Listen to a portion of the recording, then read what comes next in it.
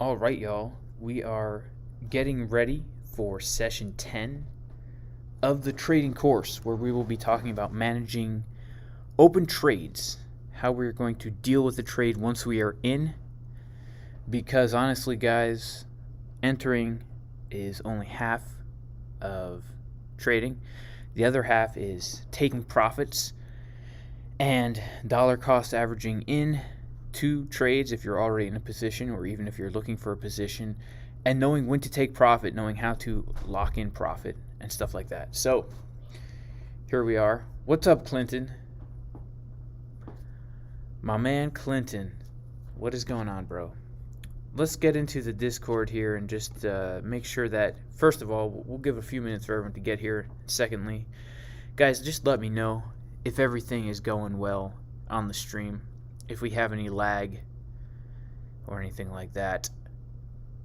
And if not, then, that's great. That is great. If you guys can hear everything clearly, see everything clearly, see a picture of the beautiful mountains, see this beautiful thumbnail I just made. Yeah, lots of cool stuff. We have the mountains during the day, and then we have them during the sunset. And, yeah, I just got this computer recently, and so those are the stock screensavers or desktops that came with it. You know what? I kind of like them.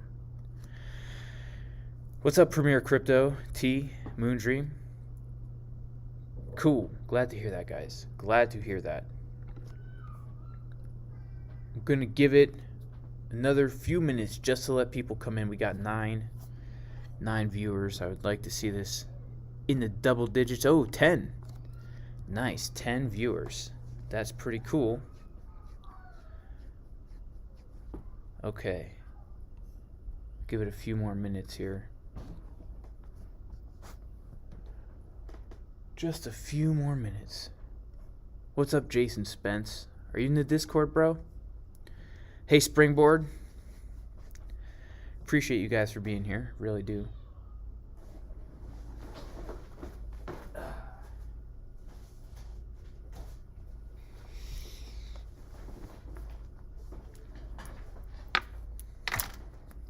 All right, let's got 12 people. Just want to wait for a few more to get in here. Yeah, so we're going to be talking about some really cool stuff today. We're going to be talking about managing open trades, right? It's very important. Very important. I'd say it's one of the most important things. Okay, Jason, cool. P Kangaroo. I know you, bro. I know who you is. All right.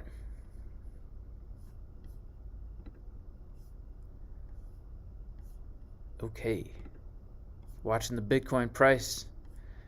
Watching that Bitcoin price. Trying not to FOMO. It's we're getting rejected a third time here off this resistance. So we will have to see what happens. This is looking pretty weak. This is looking extremely weak. So honestly, guys, the 1 hour, 2 hour, looking pretty weak. Looking pretty weak. We'll see what happens. I would love to see some lower prices. I would like to see that CME gap filled. Okay. Before we get started, I actually need to change setups here so that I can show everything on a chart that does not have blue and purple candlesticks. Right? We do not want the blue and purple here. That is against the rules. So I will put it on green and red. Ugh, green and red. Hate green and red. Two of my least favorite. That's not true. I love the colors green and red, but I can't deal with green and red when it's on my trading chart. There we go.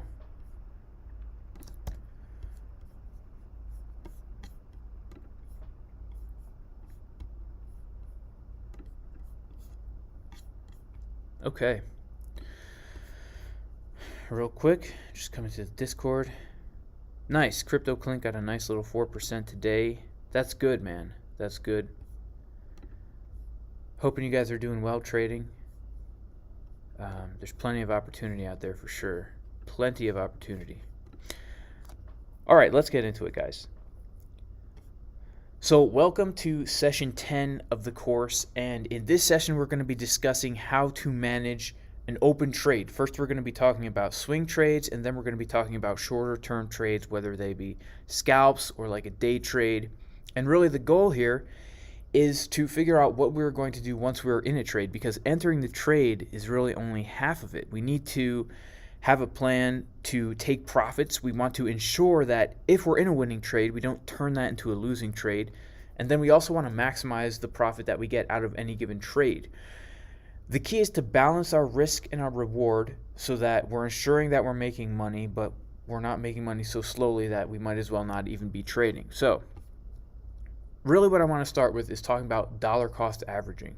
I'm sure a lot of you are familiar with this term. Dollar cost averaging is a strategy where an investor invests a total sum of money in small increments over time instead of all at once.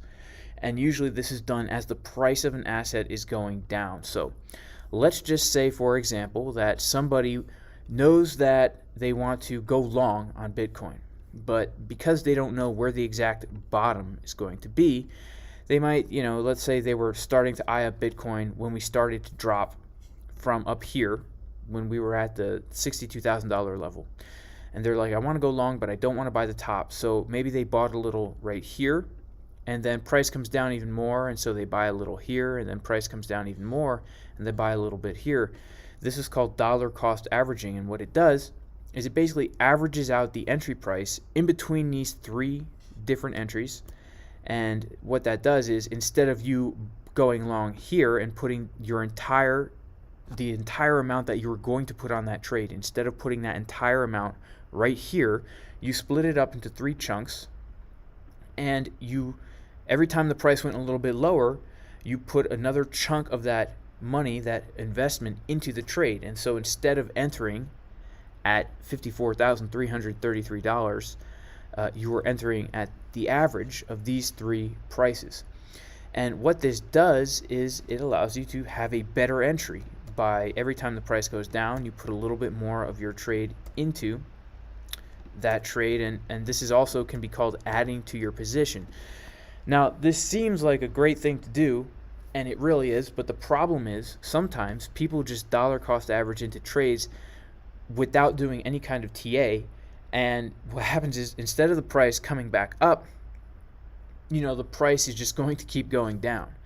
And so what we want to talk about really in this session is how to dollar cost average when you know, and how to tell that the trade is going to eventually go in your favor. Because what this is going to do is it is going to allow you to compound your trade on the way up. And I'll show you what I mean by that. But to give you a short little explanation, is basically if you find yourself in a long swing trade, okay, when you enter the trade, you might enter, let's say you enter right here, okay, because we got this pump, we got a higher low, you enter right here on the higher low, you got a trigger wave on Market Cipher B, and you start to go long, right? As soon as you see momentum is starting to come down on Market Cipher B on the 4-hour, you might start to, add to your position, right? You might take some profits out at the top, and then you might dollar cost average those profits back in as the price is coming down. So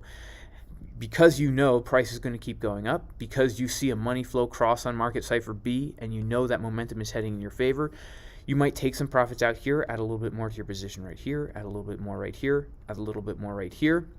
And what this does is it allows you to take the profit that you made at the top of this trade, and let's say that you put $100 into the trade, right? $100 into the trade. The trade goes up, let's say it goes up 10%. Okay, 10%. Now instead of having $100 in the trade, you have $110 in the trade, right? So let's just say you take out 10% of your profit, or 25% of your profit at the top here. Okay, so now instead of having $100, you have $110, and instead of having and instead of having, if you were to take out 25% of your $100, that would only be $25. But if you have now $110 and you're taking out 25%, well, now you have $27. And so what happens is now you're making money on the way up. You take out some of that profit, 25%, which is more than an original 25%, and you're dollar cost averaging that back into your trade. And what happens is your profits start to compound on the way up, because now you're making money on more and more capital, more and more margin on the way up. And so when it comes to dollar cost averaging, I'm not really a big fan of doing it. Well, I shouldn't say that. If you know, there's a few different ways to look at this. If you know, for example, that we are coming to a bottom, right? We're on Market Cipher B and we've printed this first bottom here. It might not be a bad idea to go long here, to go long somewhere in here. If you have a very low liquidation price and you're using lower leverage, it's not a bad idea to go long here, knowing and possibly even anticipating the fact that although this is a bottom, it might not be the bottom. And then when we print another bottom down here, then you would add more to your position. And again, you're not just adding your entire position in one shot. You might be putting in like 30 to 50% of what you intend to put on this swing trade here, and then you would put more here. And then if, of course, we're confirming our uptrend, you might put the rest in somewhere in here. And what that does is it allows you to get an overall lower entry. So that would be a great time to dollar cost average. If we are printing bottoms on the high time frames, that is a great time to dollar cost average. But if we're just getting if we're just getting a dump, right, and we're not printing any kind of bottom, this is definitely not a good time to dollar cost average in. And a lot of people will do that. They will just looking to enter a swing trade or even a longer term trade, they will dollar cost average during these crashes. Definitely not a good idea. What is a good idea in this kind of situation is to, when you see these dumps happening, it's okay to buy these lows expecting a bounce, because there usually will be a bounce, and you can use Market Cipher to see when that bounce will happen. But you can't expect the price to keep going up, right? Once we start dumping from an all-time high, you can't just expect it to do one of these and then keep on going, right? It just doesn't usually work that way. So if you're going to dollar cost average into a long-term swing trade, make sure that Market Cipher is printing bottoms. Like, down here, if you were looking to enter a swing long position and dollar cost average in, then maybe you could have entered a little bit here, entered a little bit down here, and then see what happens. If price comes down a little bit more, enter there, and then you can be off to the races, as I like to say. Now, personally, when it comes to my own trading style, I don't really like to dollar cost average into the beginning of a long. What I like to do is I like to take profit at the highs and then dollar cost average back in when momentum comes down and price dips a little bit. So you guys can see right here, we'd come up, we'd come down. This is where I would dollar cost average in on the way down. We'd come up, I dollar cost average on the way down, up, dollar cost average on the way down. And this does take a little bit of management skills. When I say management skills, I really mean it means you have to pay attention to the charts. You have to set your alerts to know when those things are going to happen. But yeah, it can be done, and I also recommend. I also recommend it. Let me see here.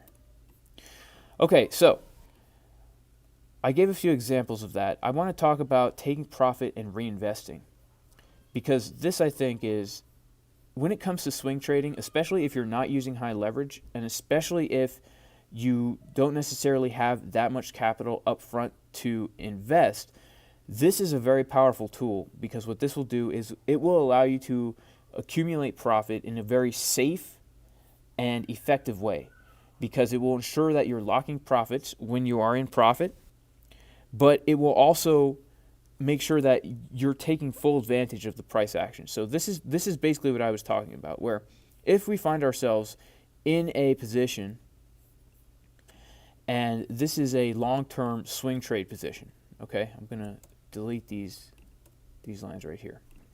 Let's just use this run up as an example, okay? If we were to enter right here, because on the daily time frame we were printing a let's see, where was that? On the daily time frame, we were printing a green trigger wave right here on January 28th, and then we go back to our 4-hour time frame. You can see that once we printed that daily, and then we printed this trigger wave, and we got a money flow crossover, that would have been our signal to go long, enter a swing long position. And, again, let's say that we're entering with $100 of capital, right? This is a very low amount, right? But just as an example, or maybe even $1,000. Okay, let's just do $1,000. So I'm sure you guys already get the idea, but in case somebody doesn't, what we're doing is we're entering right here, and then we're waiting for the price to go up. And when the price goes up, we're going to keep an eye on Market Cipher B. And when we see that we're starting to get some downward momentum, we're going to take a little bit of profit out. How much profit do we take out? Well, that's really up to you, but I would recommend taking out between 10 and 25%, up to 30%. If you're in a long swing trade of your profit, you would take it out right here. And this is a move of, if we entered right on this candlestick right here, that is a 15% move. Okay, so if we had $1,000 in a trade, that is $150, right, that we made. So we had $1,000 and we earned 15%. So now we have, $1,150. And so if we take 30% of that out, that's $345 that we're taking out of the trade right here. And then what we can do is we can add that $345 back into the trade. Okay, so we had $1,115, and then we're taking out that $350, and so we still have $800 left in the trade when we take our profit out at this high right here. Okay, so now what we're going to do is we might want to, because we want to try and buy back in as low as possible. So we might, when we get this red candlestick, maybe we'll put of that 350, maybe we'll put 125 back into the trade right here. Maybe we'll put 125 back into the trade right here. And so now what we're doing is we're taking some of our profits and we're buying back into Bitcoin at a lower price. So now we have, not only do we have the $115 more worth of Bitcoin that we made on this 15% on the way up, but because the price went down a little bit, that $150, well, really we took out 25%, so that $350 is now buying us more Bitcoin than we would have had if we were to just hold it up here. And so what this does now is, we're putting back that $350 into the trade. So now we still have, sorry about that, guys. We still have our initial investment in the trade, plus our 15%, plus we're buying in at a lower price, buying the dip. And if we do this the whole way up, what it will do is we'll compound the amount that we're making on the trade. And if we can make, on the way up, if we're constantly compounding the amount of money that we're putting into this trade, if we get up to here and we're 21% in the green, right? And then we have this dip, this from 21% up, we have this almost 9% dip down. We can take out 25% of our profits and take that 25% profit and buy back in at a lower price, and we can dollar cost average in on the way down. And really, we can do that all the way up until it's time to get out of the trade. Now, this is very important, when to get out of the trade, because if we're doing this all the way up, there's going to come a point where if we try to do that here, what's going to happen, right? We're going to lose everything because the price just dipped all the way down. Obviously, we wouldn't lose everything. If we were in a really, really swing trade, we could have just stayed in. But we don't want to be in a long during this kind of thing. It's very psychologically draining to be in a long position and not knowing really what's going to happen, seeing the money flow cross into the red. So really what we're going to do is we are going to just compound on the way up, and then we are going to use stop losses to ensure that price never goes below a certain point, and we will always be in profit. So the way we're going to do that is we're going to turn on Market Cipher A, and we're going to put on ribbon 5, let's put on ribbon 5 here. And ribbon 5 is really just a 21 exponential moving average. Let me turn off all our, just for the cleanliness sake, I'm going to turn off all these icons here. And really what we're going to do, basically, the whole way up, we're going to keep our stop loss under the last swing low and under this 21 EMA. And what this does is this will ensure that we are always in profit on the way up. And the inverse is true for swing shorts, guys. For swing shorts, the inverse is true. I'll show you an example of that as well. But really what we're going to do is every time we take some profit out and then dollar cost average it back in, once price starts to go back up again, once the retracement is over, okay? Because really, if we're in an uptrend, downward movement is just a retracement, right? So we came up, and then we retrace, and then we come up, and then we retrace. When the retracement is over, what we want to do is we want to move our stop loss underneath the point where the price retraced to. So I would move it right here, and you also just want to keep it underneath this EMA, okay? You want to give it a little bit of playing room here, but you want to keep it underneath the EMA.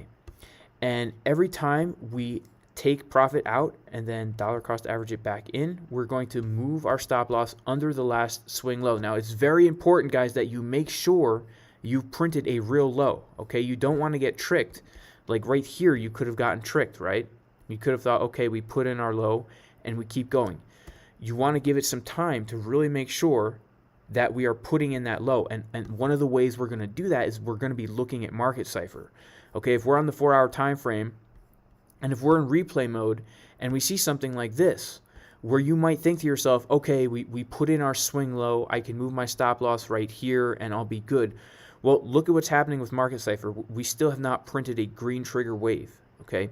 This is still time to be dollar cost averaging into your position, because the green wave is what is going to signify the upward movement, and that you should stop looking to add to your position, okay? And you should just hold it now.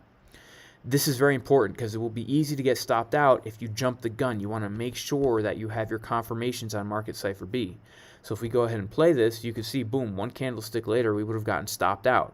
And then we would have been out of this really nice trade, when really what we should have done is we should have just waited for, boom, right here, for this candle to print, and then we can know for sure, okay, we put in our swing low, I can move my stop loss under here.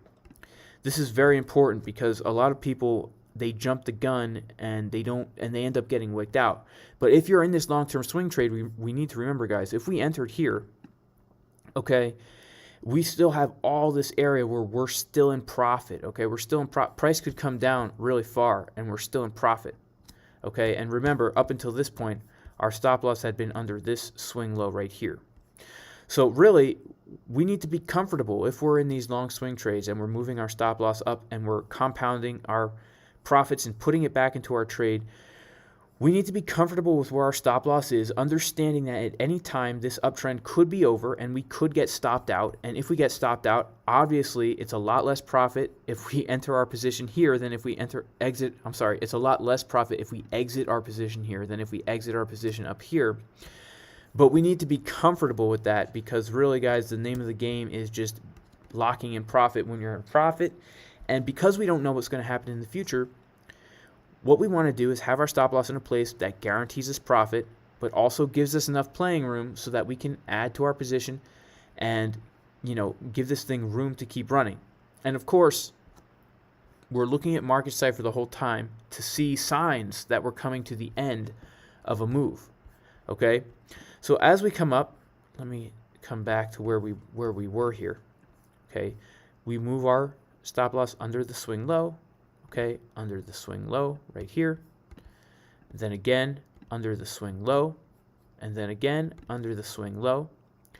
And then really what happens is, once we get here, we probably would have moved our stop loss under this swing low, because Market Cipher B printed a green trigger wave, okay, right here, and we'd say, okay, well, it looks like we have more upward momentum. This is the end of our swing low, and I should hold again. And then we would have gotten wicked out right here on this candle. Okay, we would have gotten wicked out right here. And this would have been a very excellent trade to enter, because what are we doing? We're taking out profit when we're in profit.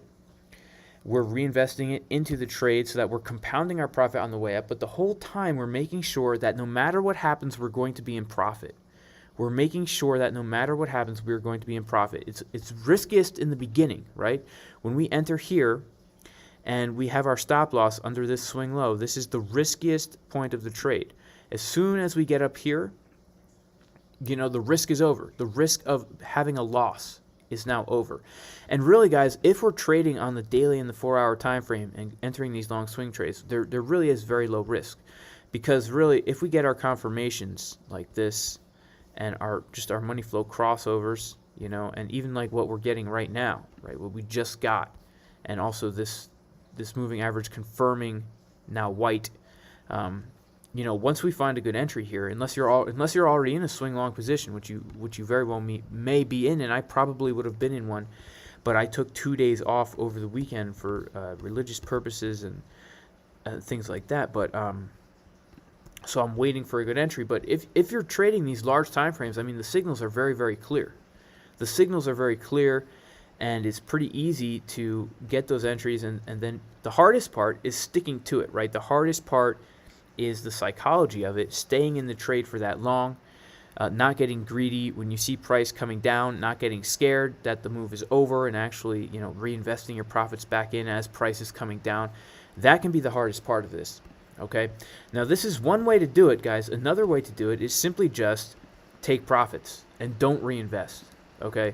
That's another way to do it, and that ensures that you're taking profit while you're in profit, and it also ensures that you're moving your stop loss up so that you don't lose anything. And the way you would do that is basically, again, you would enter right here, and then you just take profits out when we get to these highs. So when you see that we're starting to get some downward momentum on Market Cipher B, you might take a little profit out here, let the rest run. Take a little profit out here, let the rest run. Take a little out here, let the rest run.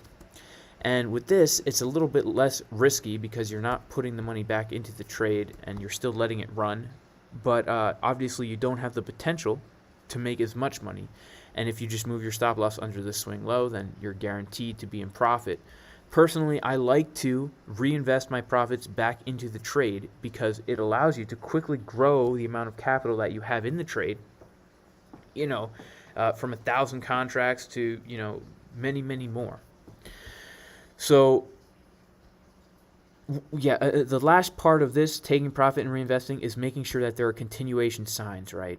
So when we're coming up on these big runs, right, which is going to be happening a lot now that we're in a bull market, and people, obviously this is not so much technical analysis as much as it is overall market analysis and sentiment, but people are expecting this bull run to last at least another few months. A lot of people are looking at to last at least until the end of the year, okay, which historically is typically how these bull markets go, right? They will last until the end of the year. Things will go extremely parabolic, maybe in the fall or the winter, and then we're going to have a devastating crash that, most people who bought at the high are going to be absolutely devastated, just like the people who bought Bitcoin at $20,000 back in 2018 in January, right before that huge crash, right? They got devastated, but everybody else who's in at these lower prices, they make out pretty well.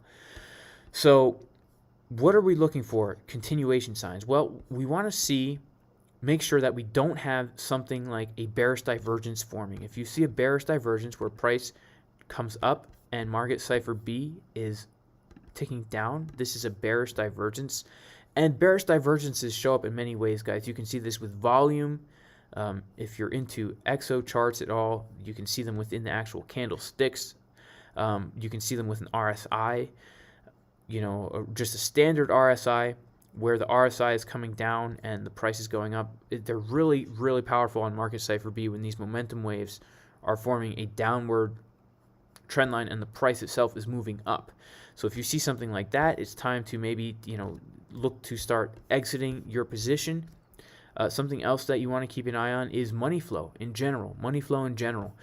Obviously, it's not going to give us an absolute confirmation, but as money flow is generally moving up, that's a very good sign. When money flow starts to move down, This is a sign that, the run is coming to an end. We're going to have a correction soon. We're going to have a correction soon. So when you see money flow start to peak out and then start to come back down, and then you see a bearish divergence, that is how you will know that it is time to exit your swing position. And of course, guys, it's so easy to go back in time and see this in hindsight, right? But what we need to do is we need to really practice, going on replay mode, back testing, even back into 2018, 2019, looking at the Bitcoin charts when things are not in a bull market. Okay, when we're in the middle of crypto winter. Back in like 2019, around these times, okay, where the price action seems so insignificant, right, compared to what it does right now. But even still, at these times, guys, we can see, the same kinds of things forming, right? Money flow coming into the red on the 4-hour, a bottom, right? Trigger waves, okay, and then we have a nice move upwards, which at the time, was a pretty nice. Well, I guess it wasn't too nice. It was like 5%. That's the thing. When we're not in the middle of a bull market, these moves, although they're still going to happen and the confirmations are the same, we're not going to get those juicy 100% moves, right? Like this right here. We get the double bottom on the 4-hour. We get a trigger wave. The money flow crosses over. And then this would have been a nice swing long position right here, a great swing long position to enter, right? We come in the initial pump, we stay in, we dollar cost average in, come in, dollar cost average in, come up here. We probably would have gotten stopped out right around here. And to be honest with you guys, I don't know if any of you remember when this happened, because I do. This was a devastating, at the time, this was a devastating Bitcoin crash. It was pretty devastating to go down 10% in one day. I remember, because Bitcoin was very low at these times, right? It was very low. Anyway, I'm sorry, I digress. Let me get back to where we are right now. My main point is learning the skill and back testing it during the time when we're not in a bull market, so that you can just become comfortable with how price moves. And a lot of times it can be very erratic and very volatile, and just learning to find those entries, lock in your profits, move your stop loss up, and if you're going to compound back in, being comfortable with doing that when price is coming down. And one of the best ways to do that is just simply with the replay mode, guys, where you just go back in time, you look at Market Cipher, you see where you would have entered, and also this is how you're going to build a trading strategy in general. Okay, so let's exit replay mode. Let's come over to scaling out. Okay, kind of already talked about this a little bit. Actually, talked about this a lot, but basically the main point here is always take profit when you are in profit. One of the most difficult things to do when you're a trader, at least for me, and I know for many others, is not to get greedy. And I'm not talking about greedy in a negative sense, like, a malevolent greed that causes you to, steal from your friends and family. But I'm just simply talking about when you're in a trade and you see that number is going up and then you see that number coming back down, okay? It's very difficult to admit to yourself that perhaps you might need to exit the trade. You say, okay, I'm going to wait until it at least goes back up to where it was because I want to make at least that much money. That mentality can easily change a winning trade into a losing trade. Very easily, especially on like scalp trades, okay? Especially on scalp trades. And it's so easy for that mentality to take over and cause you to turn a winning trade into a losing trade. It's very important that you learn to take profit when you're in profit. If you're in a swing trade, you're going to be taking profit when you see the momentum starting to curve down, right? Starting to curve down. And perhaps that might be after we already hit a high, okay? We might have already hit the high, the swing high for the move, and you might be taking profit when we're not at the exact high, and that's okay. But you want to take the profit when you're in profit, and then you would move your stop loss up, and you do the same thing the whole way up. It's actually quite easy in a swing trade. Where it becomes difficult is in a scalp trade, and we're going to get into that later in this session here. But we already went over this, right? Always take profit when you're in profit. Moving your stop loss, trailing your stop loss, those are basically the same thing. When I say trailing stop loss, I mean you're manually trailing it, okay? I'm not talking about using a trailing stop loss in Bybit. I actually don't recommend that. I recommend manually trailing your stop loss under the EMA and the swing low, okay? This is probably the safest way to do it. The safest way to do it, because this EMA is acting as dynamic support. If we break below the EMA, that signifies that the uptrend is over. If we break above the EMA, that signifies that the downtrend is over. Okay, so right now, we broke above the EMA. This is signifying that our downtrend is over. Doesn't mean we're not going to have some downward movement. Okay, I'm really hoping and expecting price to come down right now. But overall, we're entering into now another uptrend from this downtrend that we were in. Okay. Let's talk about managing shorter term trades, because these are actually more difficult to manage because we have less time to think, we have less time to plan, and a lot of times when we're doing these shorter term trades, we're using higher leverage, and so we see that number go up. You know, we might be in a trade and we might be up, you know, a couple hundred, depending on your capital, a couple hundred, couple $1,000s in a very short period of time. And it doesn't take very long for that, you know, $2,000 profit to turn into like a $200 profit. And then you're sitting there and you're like, man, I don't want to take this $200 win. I want to wait for this to go back to at least $1,000, right? At least $2,000 or whatever percent you're using. I don't mean to throw out actual money numbers, but you know, whatever percent. If you had, you know, a 10% gain and now you have a 2% gain, it's easy to want to wait in that trade until we get back to the 10% gain, but that might not actually happen. So when it comes to managing shorter term trades, here are some things that we're going to have to focus on, and we need to plan these things out before we enter the trade, okay? We need to have a very clear entry, very clear exits, very clear stop losses, and very clear take profits, okay? And then also we need to have some kind of plan of scaling out of these short-term trades, taking profit while we are in profit. We want to be able to scale out. We don't ever want to turn a winning trade into a losing trade. Obviously, we're going to have losses. And if you enter a trade, like let's just say, for example, just for example's sake, we enter this trade right here. Okay, we go long right here. I don't know why you do that, but let's say we go long right here, and we had our stop loss right here. Okay, boom, we immediately get stopped out. I'm talking about trades that very easily could have been winning trades that turn into losing trades because let's say, for example, we go long here, right? And we have all this profit and we don't take or realize any of that profit, and then we come down here and lose everything. That's what we're trying to avoid. And it's actually very easy for that to happen on shorter term time frames. It's very easy for that to happen if you don't have a plan. So let's scale down to our 15-minute time frame here, a shorter term time frame.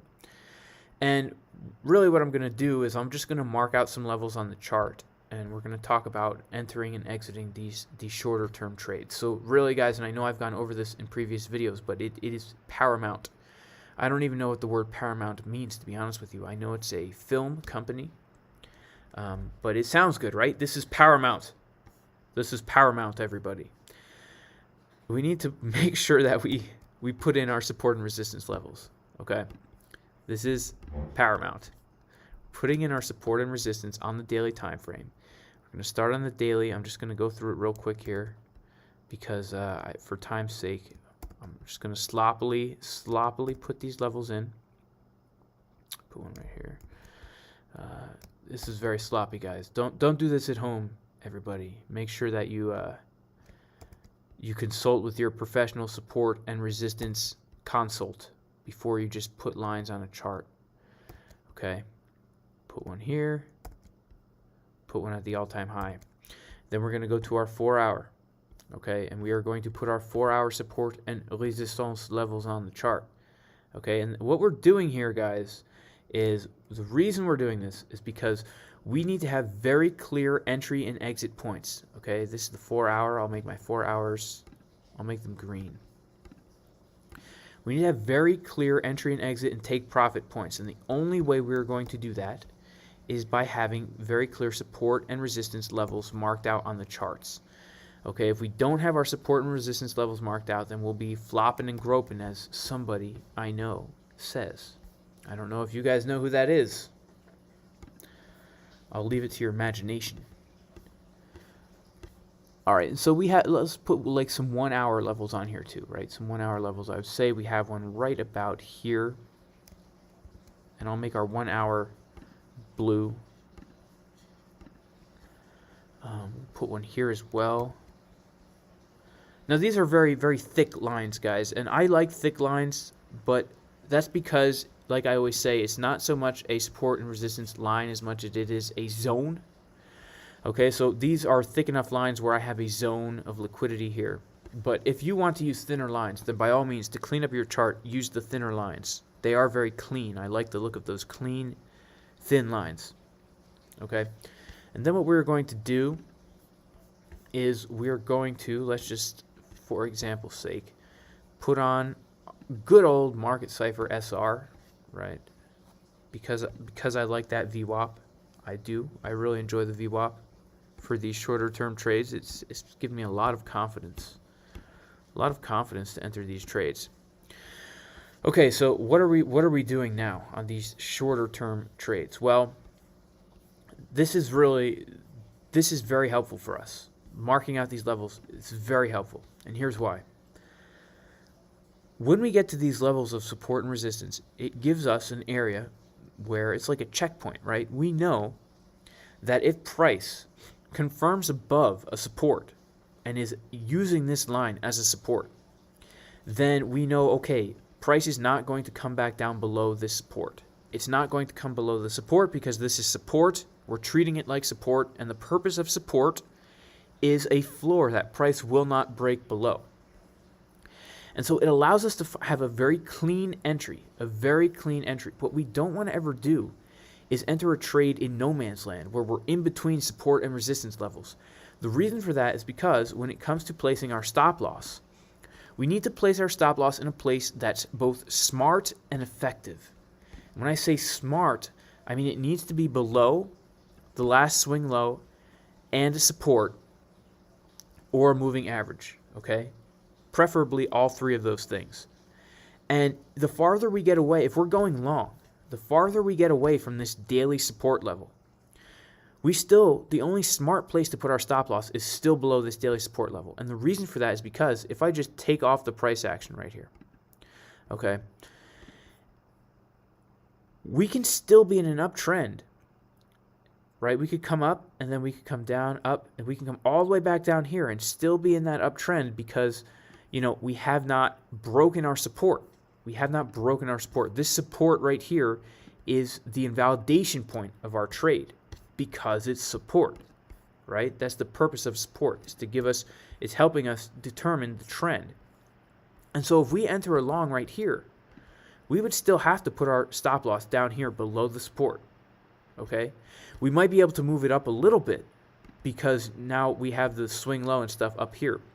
But still, we'd have to put our stop loss below that support, and we wouldn't have to, but it would be the only smart place to put it in. So we're risking almost 5%, as opposed to if we enter right here, right above the support, then we're only risking, 2.5%. We're risking half of what we'd have to risk if we entered up here. So in general, we want to find those entries that are very, very close to the support. And this is our first, This is the first thing we're talking about on managing shorter term trades, is we want to find those good entries with a good risk to reward ratio. Our exits. How do we determine our exits?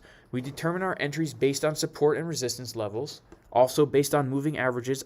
I've been really into the VWAP, right? The VWAP on Market Cipher SR, where, again, if I enter a trade, I will wait for price to come up above both a resistance and the VWAP. Okay, and then, and once it crosses above both of those, I will then look to see if there's a money flow cross on a lower time frame.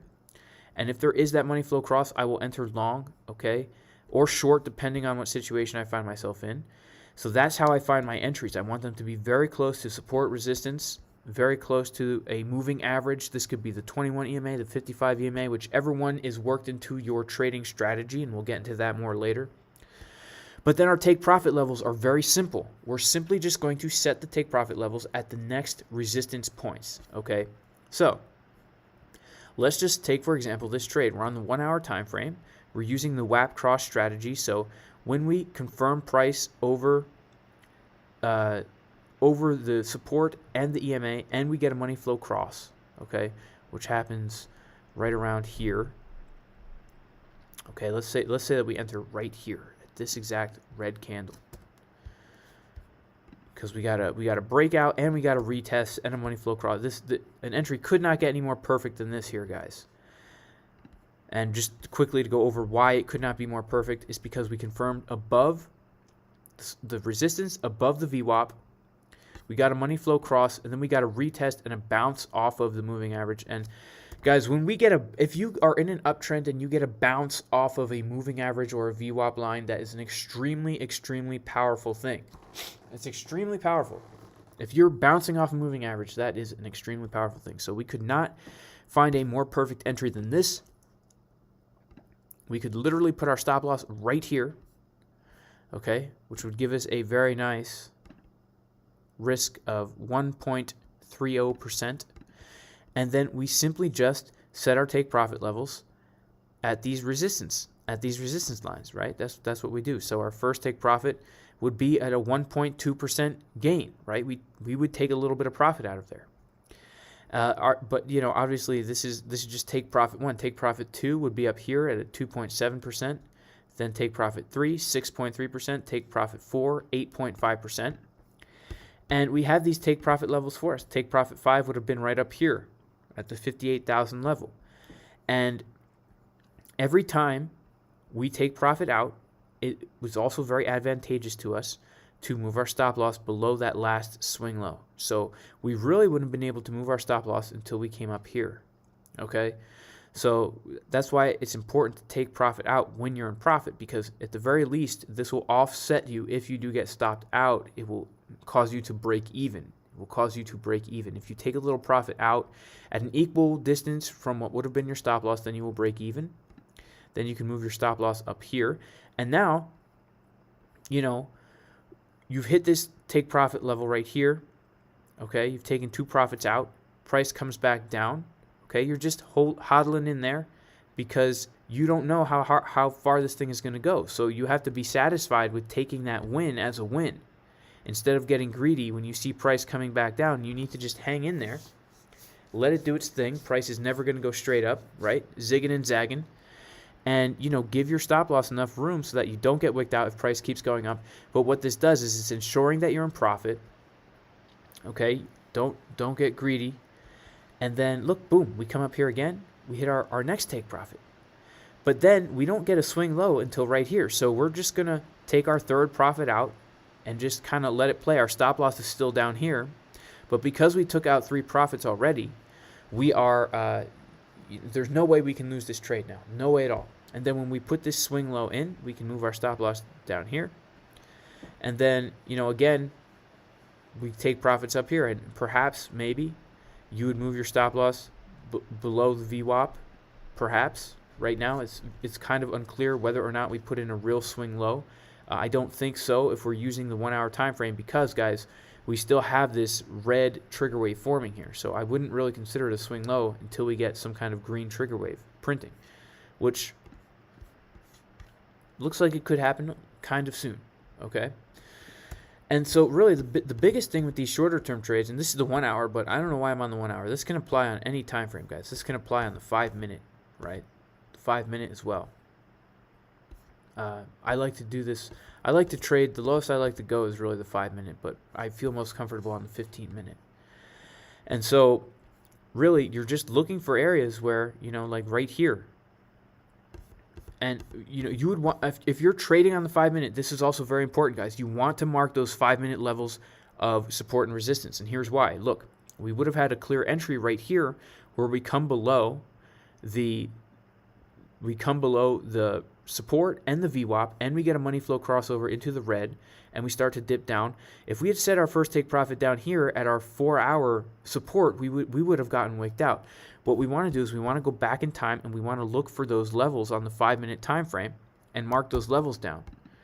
And when we mark those levels down, make it yellow for the 5-minute, look, we came down and we perfectly got a bounce off of this 5-minute support and resistance level, because it was resistance, then it got flipped into support, support, support, resistance, resistance, support, and then it's no surprise that we come back down to this support level. So whatever time frame you're trading on, you need to make sure that you are marking those support and resistance levels on that time frame to give you your accurate take profit levels. And of course, you're going to get stopped out of trades. You're not going to win every trade. But the thing is, finding those good entries, taking profit when you are in profit, setting your take profits at the appropriate next support and resistance levels. You know, honestly, if we were actually in this short on the 5-minute time frame, we would have entered right here, okay, literally right here at this support, at this resistance level. It would have been a very clean, good entry, because price comes down and it is crossing below both the VWAP and this resistance at the same time that we're getting a money flow cross. Okay, we would have entered here, our first take profit level, depending on where you had it marked. I mean, you could have really done this, right? Like, mark these levels. The smaller the time frame, mark these levels, because this was a clear resistance. We broke through the resistance, so it would make sense, right, that we come back and we test the resistance. So we come back, we hit our take profit 1, right? You would have taken profit here.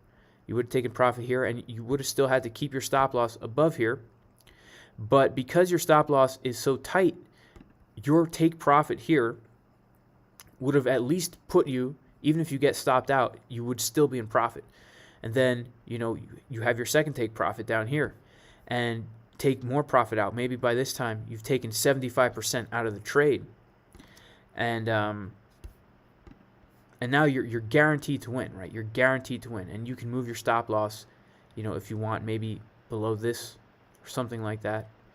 You know, it does take a little bit of finessing as well, guys. It takes a little bit of finessing as well, because you can move your stop loss into break even at any time. Seriously, if it makes you feel comfortable when you take your first take profit, there's nothing wrong with just moving your stop loss into break even, at least into break even. That way you're guaranteed break even or slight profit. You know, okay, I'm in this trade. It's a winning trade. Regardless of what happens, it takes all the pressure off. There's nothing wrong with moving your stop loss into break even or slight take profit once your first take profit level is hit. And then really, if you want, you could just move your stop loss. You know, once your second take profit is hit, you could just move your stop loss below your first take profit and then get stopped out at your first take profit. There's a lot of different ways to do it, and you can kind of put this into your own trading strategy, but the most important thing is having a plan on how you're going to do it before you do it. Because if you don't have a plan of how you are going to do it, you could say, okay, as soon as my first take profit is hit, I will move my stop loss below take profit 1. As soon as take profit 2 is hit, I will move my stop loss below take profit 2. And that's totally fine, because then you're basically relying on the price kind of moving in a straight line, having a nice long run. And if it doesn't, you know you're always in profit. But you need to make sure that you've decided on that before you enter into the trade. Otherwise, you're going to be flopping all around. You're going to be indecisive. You're not going to know what to do. You're going to be nervous, and it's just not good to be in that mindset. You need to know how you're going to do it before you do it. Okay? Scaling out of short-term trades simply just means taking profit out when you hit your take profit levels. Scaling out means you're not taking your whole trade out at the same time. You're taking profit when you're in profit. You're taking profit out in levels. That's why it's called scaling out, right? You enter your whole position here. You take some profit here. You take some profit here. Now you're officially out of your position, right? In a perfect world. But probably what you would do is you would take some profit here. You would take some profit here. And then you would get stopped out. You would get stopped out, whether you stop yourself out or you just let your stop loss run wherever you had moved it to. Maybe you moved your stop loss to right here so that you're definitely in profit a little bit. Maybe you had your stop loss below take profit 1. Maybe you had your stop loss below take profit 2. And, you get stopped out. But the point is, you don't want to be hanging on to that whole position and easily turn a winning trade into a losing trade. You want to take profit when you're in profit. You want to scale out. And you need to know what you're going to do before you do it, right? You need to know what you're going to do before you do it. Look at this nice area of consolidation right here on the chart, where we have this this nice little box that we've been trading in. This is really nice. This is really nice, right? We really respect these support and resistance levels here. Okay. We already kind of talked about this, but risk to reward ratios, how to find good entries, bad entry examples. So really, guys, a bad entry example would be right here. Let's say you want to long or short from right here, okay, on the 5-minute time frame. Horrible place to do it. Why is that? Well, you could say you're just using Market Cipher, and you see on Market Cipher we have a bottom, and then we have this upward momentum. And maybe that's why you want to enter long here. Okay, or maybe you want to say you want to enter short here because of Market Cipher as well, where we have, a top here, and then, we can see like downward momentum. That's not enough, guys. That's not enough, especially on these smaller time frames. What we need to do is we need to wait until we get to one of these levels, right? Either long from this support or short from this resistance. And the reason for that right now, guys, is because, again, we will need to put our stop loss if we want to be smart about it, like above or below these support or resistance levels. And even more so, I like to use the moving average for my stop loss as well. So if I were to go long here, guys, I would be risking a whopping, 1.5%, which is a lot if you're scalping on the 5-minute time frame, right? And I'd be risking that much just to potentially gain 1.14%, 1.15%. So I'm risking more than I'm potentially going to earn. That's a horrible idea, and it works the same if we're shorting, right? If we're shorting, then I have to risk 1.35% to gain a potential 1.05%. So we want to make sure that our trades have good risk to reward ratios, and the only way we can do that is by getting in at these good entries when we are on a support or resistance. And guys, this applies to not just horizontal lines, okay, but this applies to trend lines. This applies to channels, right? Like if we're trading in a channel like this, something like this, guys,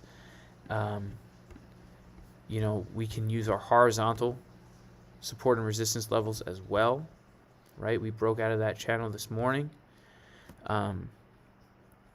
So again, if you were looking for an entry, it would have been one of these areas right here would have been a great entry right here. Just as we were retesting this, right here, as we were retesting this major support and the top of this channel, it would have been a great entry right there. Then we have the breakout, and then we're going to wait for things to cool off and then look for an entry, hopefully up to a higher place, It would be really nice if we could do that, but we don't know what's going to happen yet. Also patterns like cups and handles, right? Like if this is indeed somebody in my live stream this morning was looking at this still as a cup and handle coming down, and then ignoring this weekend pump and then saying we've come down to form our handle before we come back up. Again, if that's true, and we really are at the neckline of a cup and handle, then yeah, you want to make sure that you're using the actual pattern itself to set your entry, to set your stop loss. You don't want to FOMO in. You definitely don't want to FOMO in on a shorter time frame, because you will easily get wrecked doing that.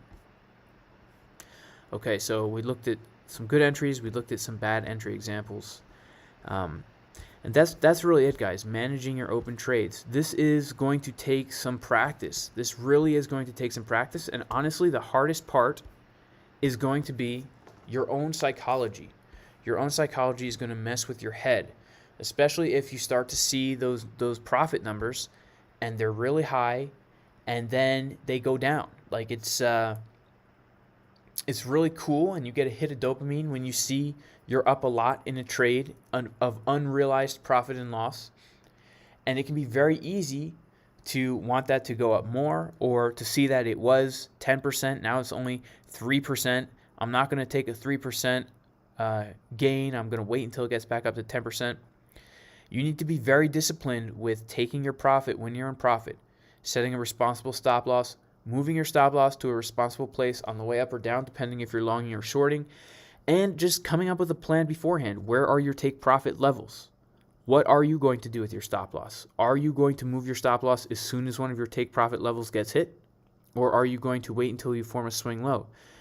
This depends on your style. It depends on your risk tolerance. It depends on your experience. It depends on a lot of things, but you need to decide on these things before you actually enter into a trade. Otherwise, I guarantee your emotions are going to get the best of you.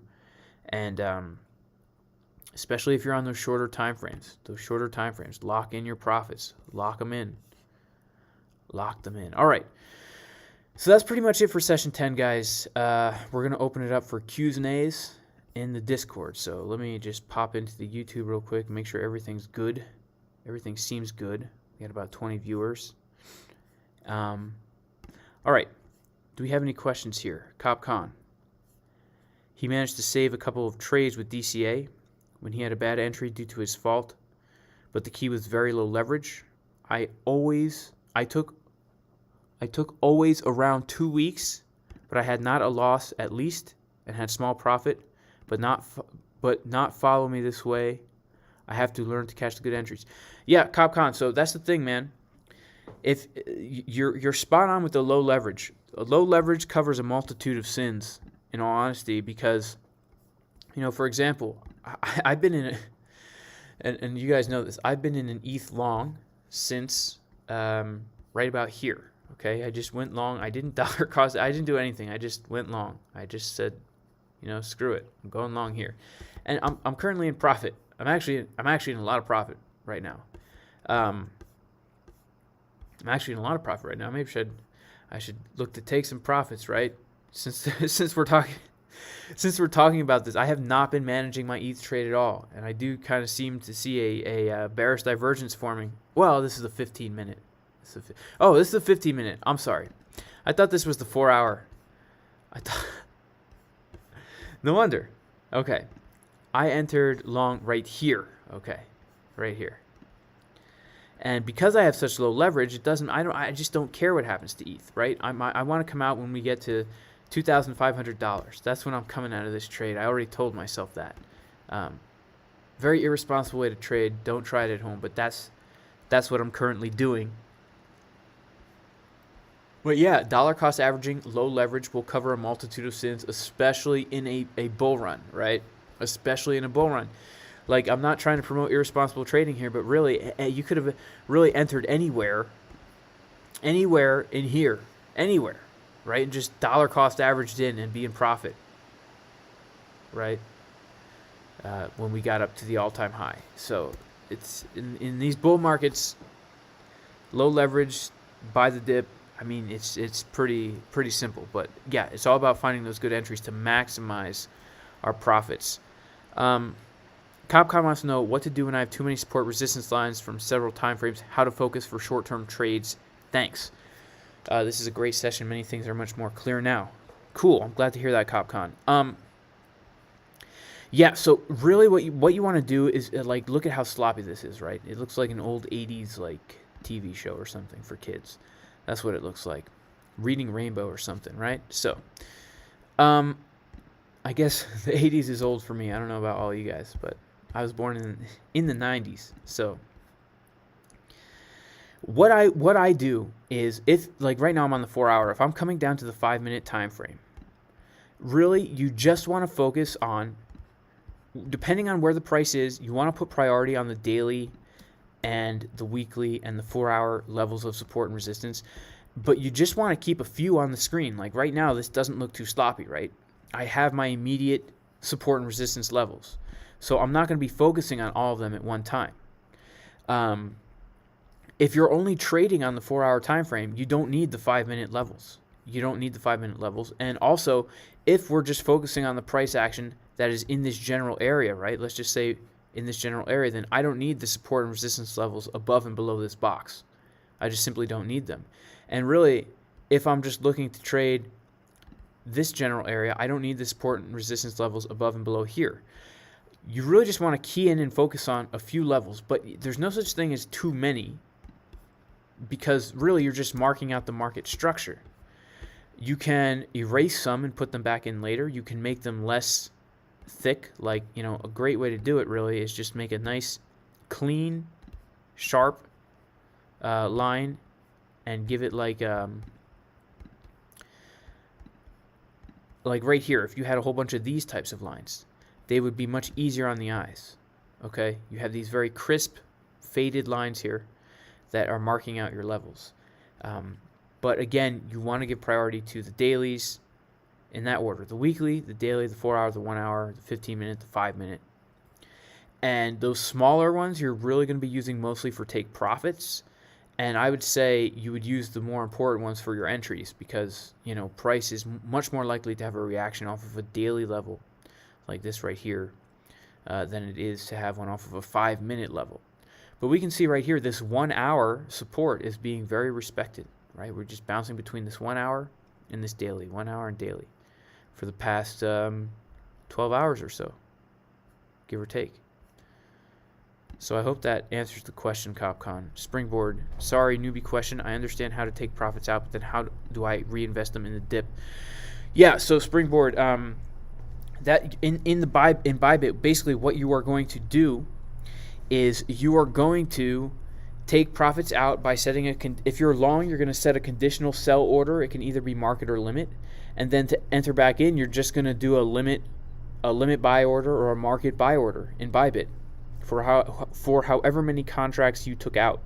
So if you're in Bybit and you took out 200 contracts when Bitcoin was $5,000, then you're going to buy 200 contracts when Bitcoin comes down to $400. And you're just going to do it with the regular old buy and sell button in Bybit. Or set a conditional order. You can do it like live, or you could set conditional orders. The conditional orders work best for if you're trying to dollar cost average in. A lot of times, and I shouldn't promote doing this, I don't, but it is a successful way to get some really great entries, is just put buy orders, conditional buy orders at these low support levels. And if price retraces there, there's a very high chance we'll get a bounce, right? So that's something else to keep in mind, especially for a bull market. The world is gone.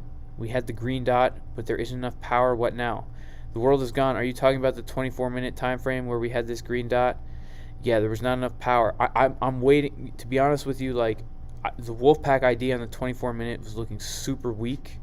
When we were printing this green dot, it was still in the red. And really, I'm not really. And watch is we're gonna get a huge pump now, right? Because I'm saying this, but I would love to see the 4 hour print a red dot and cool down. That's really what I would love to see. It's clear that we're coming to the top of a momentum wave. The 2 hour, which is half of the 4 hour, is about to print a red momentum wave. The VWAP is about to cross under. Let this bleed down a little bit. Let us retest this support level, and then get a nice clean on the 4 hour. Like if we can print a nice trigger wave in here, get this nice clean direction. Like the thing with the 4 hour 24-minute guys is it's always best when it's fresh. It's always best when it's fresh.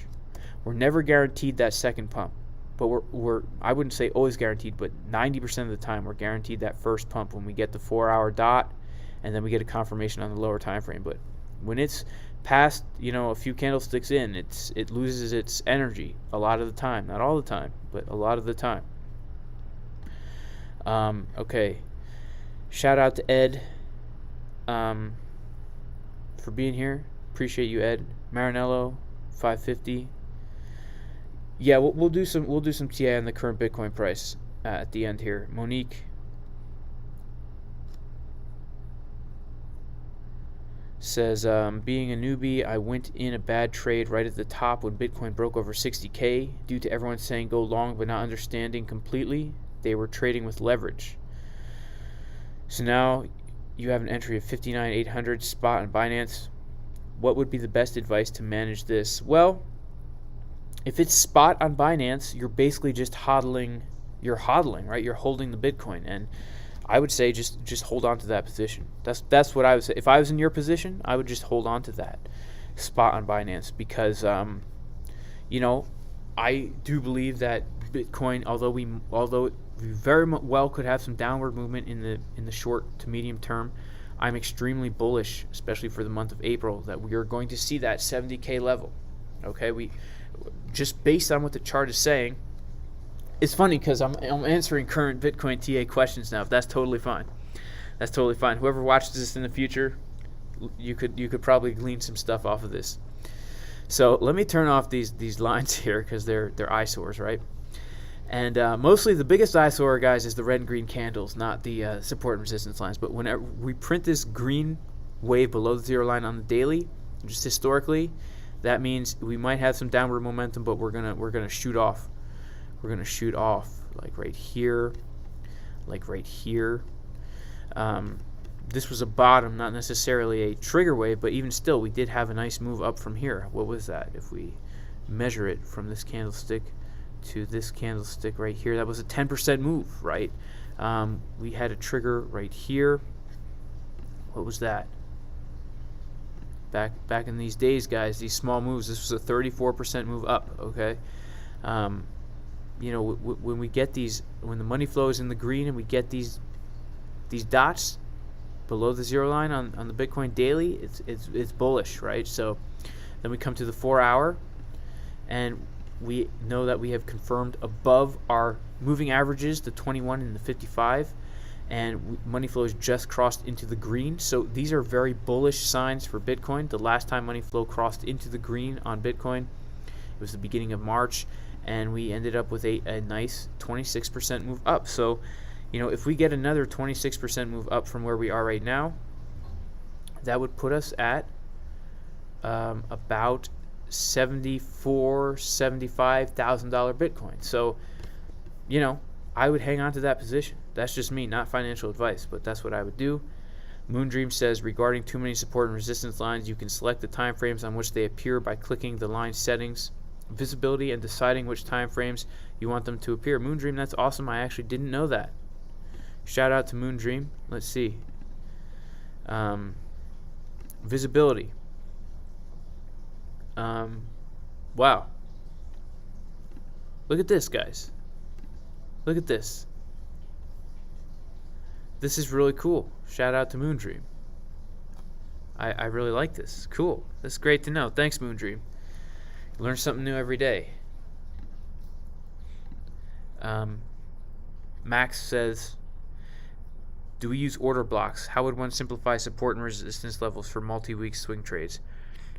Yeah, you can use order blocks. I don't really like to use order blocks as much, but you absolutely can. Okay, that's absolutely valid, and they do work. It's not my style. I prefer to just stick to the chart more so than the order blocks, but that's just me. Okay, managing your support and resistance levels for these long-term swing trades, that's a great question. So really, when we're in these long-term swings in this bull market where we are in uncharted territory, we need to come up with some kind of level where we can target to take profits out. And the way we're going to do that is Fibonacci extensions. We are going to use, if you are familiar with things like CryptoFace's spider lines, you can use those. And then really, again, just use the Market Cipher B. Like if we didn't have any of these support or resistance lines on here, right, we still know when we should be taking out profit.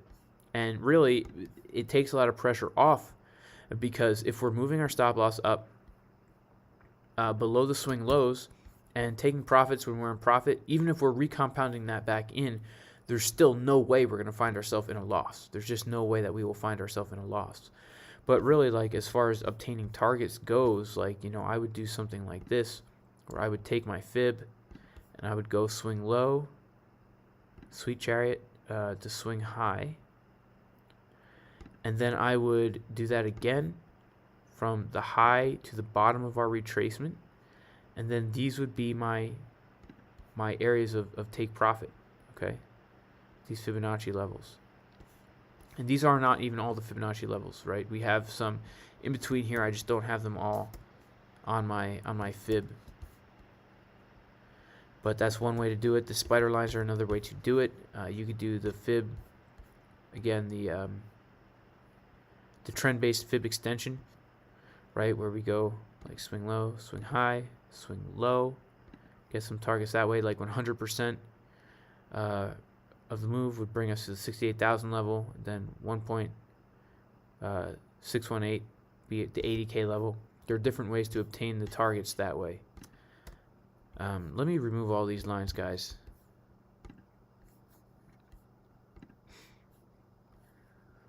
Monte Crypto. How do you put in a short trade? I know how to put in a trade expecting the price to go up, but how do I bet on the price going down? Okay, use Binance, Monte Crypto. What you need to do is you need to open up a margin account on Binance in order to short. You need to open up a margin account. If you're in the US, I don't know if you can do that on Binance. I'm not really sure. Honestly, I use Binance.com with a VPN, and that's how I'm able to short on Binance. But yeah, you cannot do it spot on Binance. You need to use a margin account and short on margin. So, do you know who has a really good tutorial on that? Is if we go to, you guys ever heard of a website called YouTube? If you go to youtube.com and just type in Mango Research Margin Binance. Let me see here. Yes, how to trade on Binance, margin trading guide playlist. These guys are actually a really good YouTube channel. If you've never heard of them, check them out. I think it's like a guy and a girl. I don't know if I don't know if they're married or dating or what they are. I don't know. Brother and sister, I have no idea. But they do some pretty good TA. They talk a lot about altcoins and pretty much crypto in general. It's a really great channel. I recommend you follow them. But they have a good tutorial on how to margin trade on Binance. And again, if you are in the US, you're going to have to use a VPN for that. And make sure that you always have your VPN on, because if you log in with your VPN off, they will say you have 14 days to get your funds out of here. Otherwise, we will freeze your account. So yeah. Again, I'm not recommending anybody do anything that is against the law or anything like that. I don't know. I'm not a lawyer, so I don't know the laws, but I'm just telling you what you have to do to margin trade on Binance here. Monique, yeah, sure thing. Yeah, we'll see what will happen. World is gone. Can you do the spider lines? Yeah, CryptoFace, he gave me the tutorial, and I appreciate the fact that he did that. And I am actually going to go back and study that. And once I feel comfortable with it, I will be talking about it on my channel. But I don't feel comfortable with it yet, guys. So I don't want to say something that I'm not 100% confident in. You know what I'm saying? All right, let's see if we got anyone else up in here. I see some folks typing.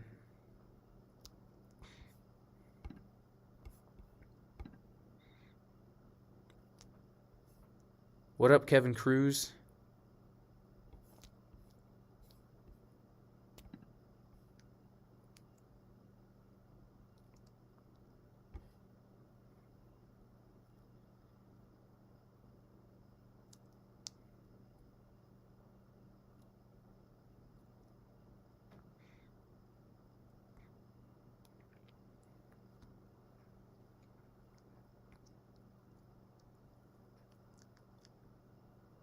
Thank you, Moondream.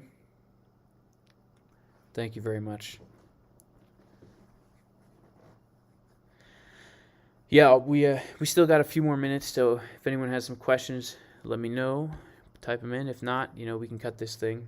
And tomorrow, we will be picking up right where we left off. We're going to start talking about formulating a strategy. And, I've touched on these things in some of my live streams, but we're going to go into extreme detail, and it's going to be in order, right?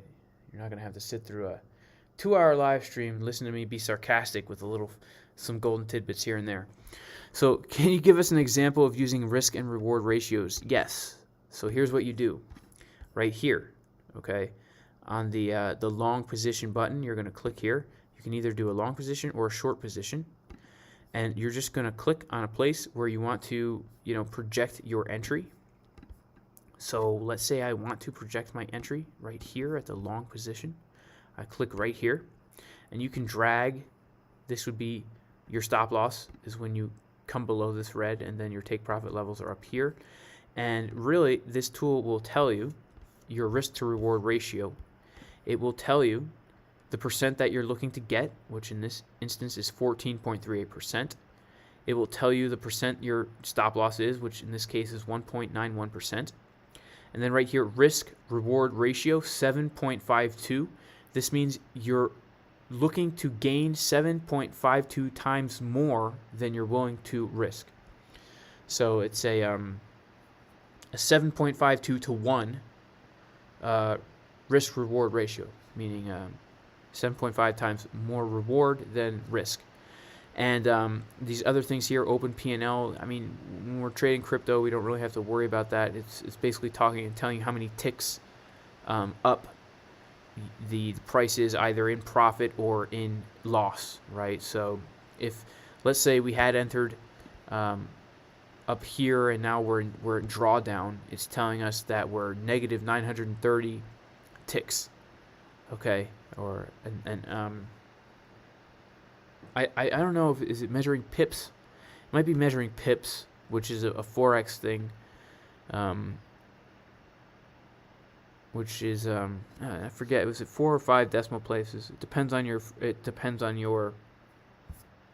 currency pair in forex. But really, the most important thing that we're looking at here is the risk reward ratio, the percent that we're looking to gain versus to lose. And when we get more into risk management, we're going to tie in good entries with leverage, with percentage of your account that you're using if you're longing or shorting. And I have a really nice, there's a really nice calculator that you can use online to kind of calculate those things. In fact, guys, this is still kind of a secret thing, but I'm going to get into this in the risk management. But there's a calculator in Agora Algo, which will actually calculate your risk management for you. It's the smart calculator right here where you can put in your account balance, how much you want to risk. It'll tell you where you should put your stop loss and your entry and all this. Pretty cool.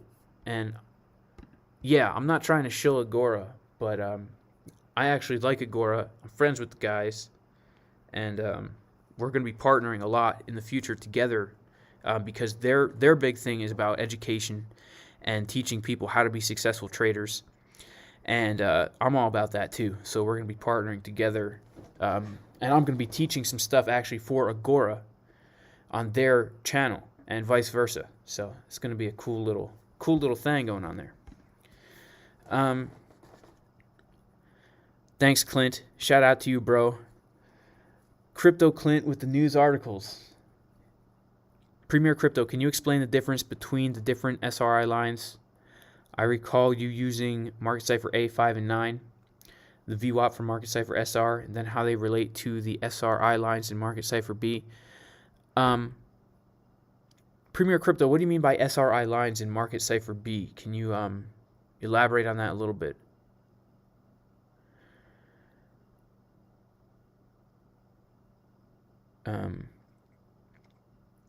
Yeah, I'm not too sure. I'm not too sure what you mean in that question, man.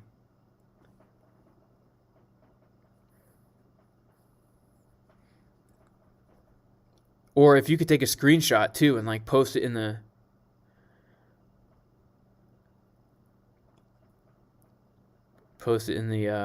chat here as well.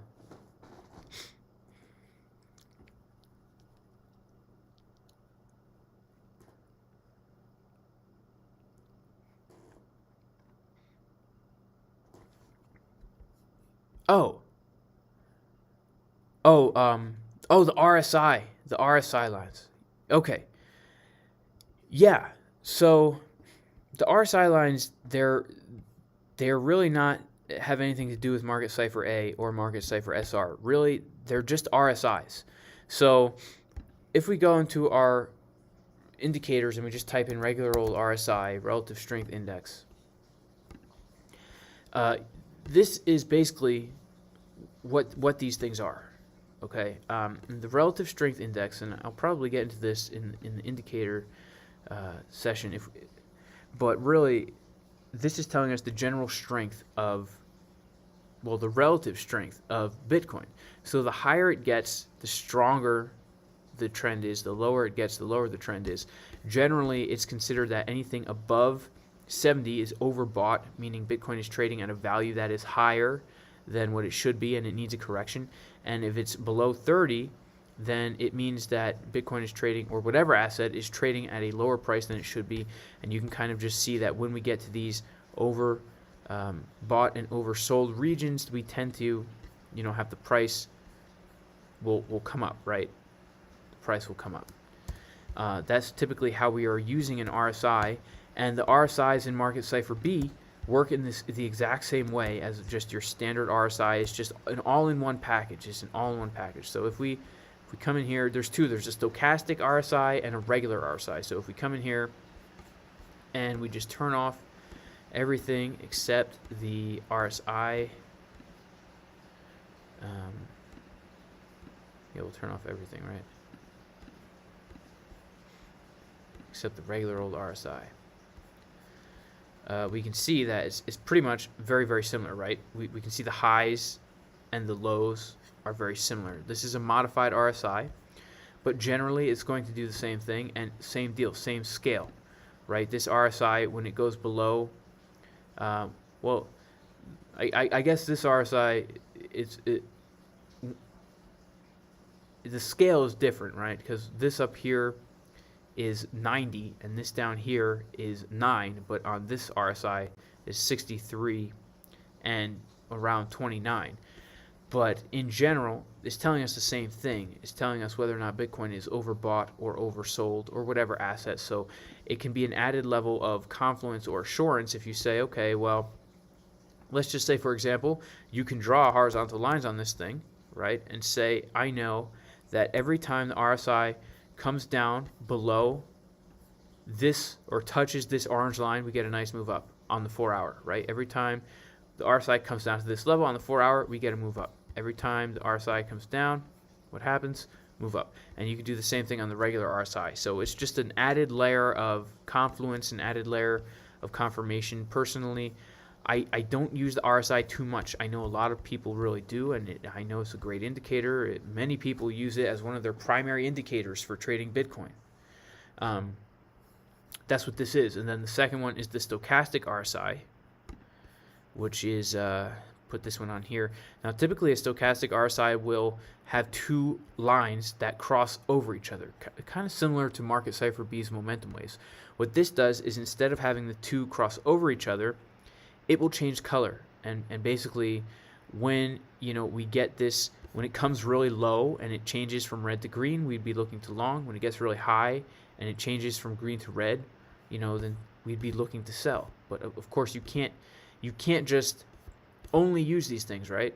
Because when we're in a bull market like this, our RSIs are going to be chronically high, right? They're just going to be chronically high, because the RSI is really telling us the strength of the trend, the relative strength index. So a high RSI, although it can signify that we're overbought and that Bitcoin is overvalued, it's also just telling us we have a really strong trend, and this thing can stay overbought for millennia.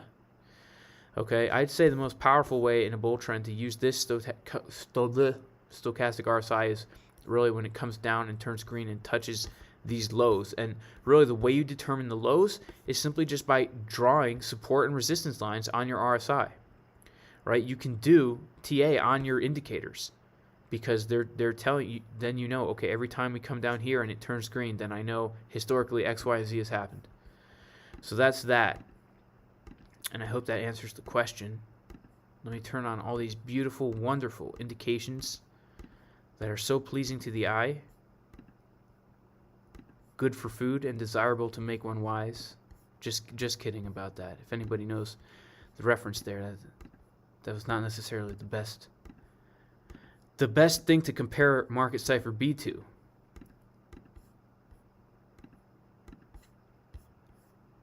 Okay. Let's see. Cool. Okay. Thanks, Old Crown. Appreciate you, man. Thanks, Premier Crypto. All right, guys.